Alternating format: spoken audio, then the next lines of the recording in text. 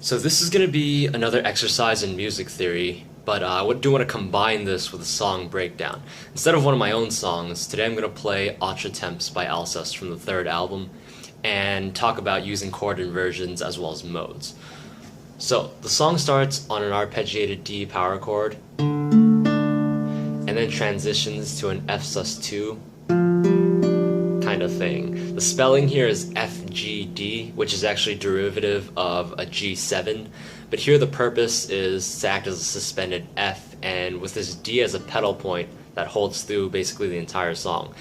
The last chord we drop down from F to an E, playing EGD, which is just an E minor 7. So we repeat this. And then we get this lead. And that pulls us into more of an extended progression. And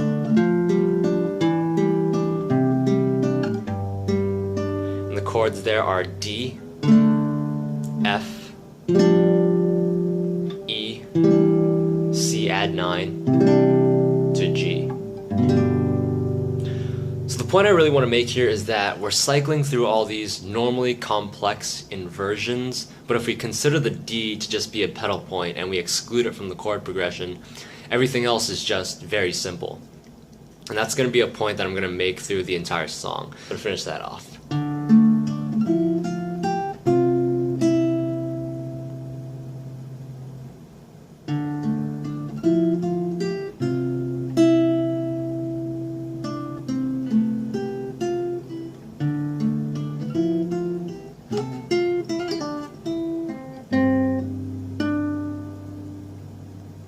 So after this first intro, we go into the second intro.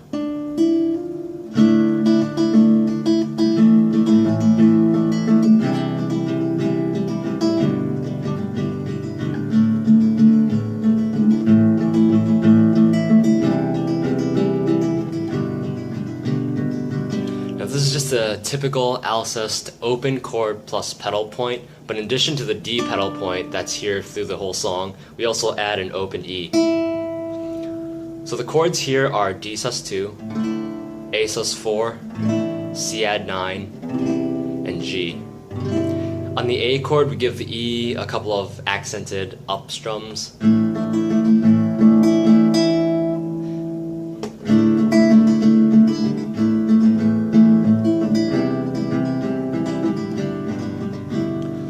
Before we analyze this progression, it's important to figure out what key we're in, because both the D and the A are suspended chords.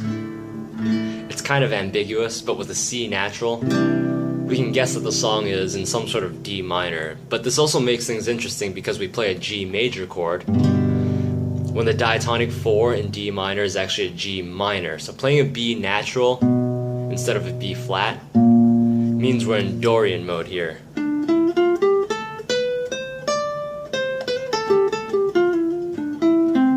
Which has this jazzy sound. And that gives us this really dreamy feeling that's very Alcest.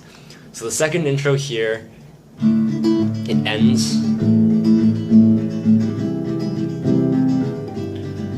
with a 6, 7, 1. And what I like about this first chord here is that it's a 6-6 chord. By that I mean it's a B flat major chord with a G here, which is the 6th note in B flat major, and at the same time B flat is the diatonic 6th chord in D minor, so that's a kind of neat thing. On top of that, we can also think of this as an inversion of G minor 7, which is the true diatonic 4 in D minor. So to end this intro, we go from this Dorian G major to an inverted minor 4 that functions as a 6 in a 6-7-1 ending. If you're still following me here, trust me, it sounds way more complex than it actually is. When somebody's writing a song, I don't think there are a lot of people that actually intentionally think about this shit. So this is really just an interpretation after the fact, and that's always been my view on what theory is. It's like grammar. It's our attempt of categorizing and understanding the language that is music. We say things like there are rules, but they're not actually rules. You don't really need to know theory, but if you do, and if you learn to understand it using your own system, like I do, then it really helps you put things together in your head. So if we go to the rest of the song,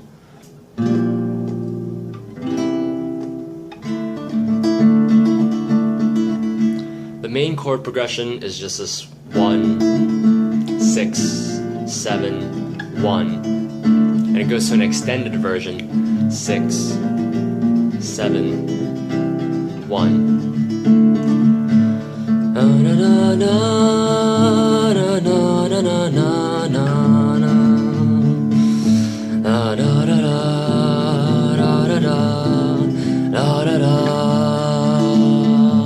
When we repeat,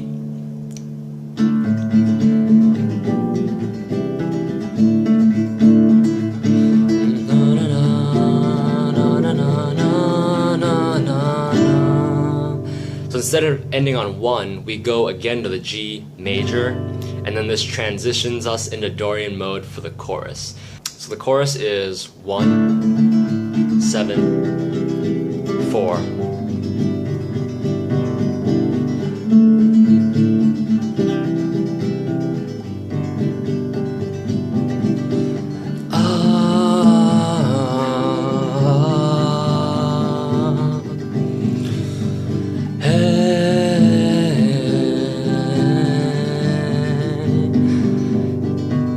Get the same 6, 7, 1 ending to play us out into the next bit. We have this great melody.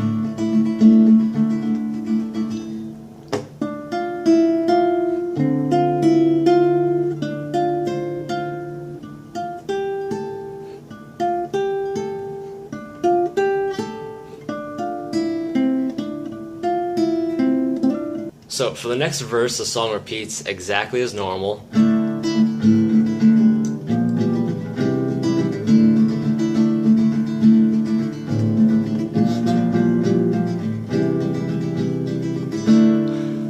But at the end of the verse, instead of going to the G Dorian, like before, this time there's a pre-chorus, so we end on 1 instead.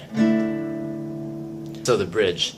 Da, da, da, da, da, da, da, da, da. It's a 6 to a 1 to a 7.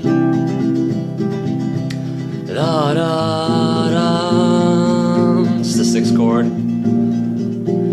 Da, da, to the G major, the Dorian chord. Back to 6 with this tremolo picking.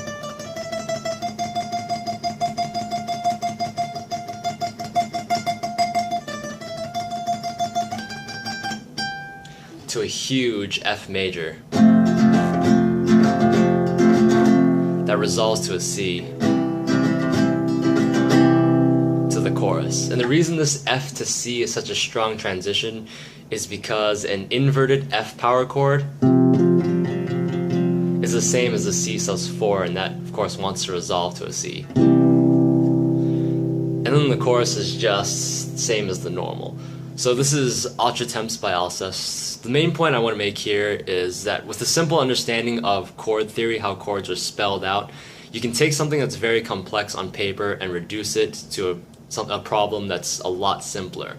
If you write out the chords to the song, there's a lot of inversions and 7s, add 9s, but it's actually a lot easier than it actually is.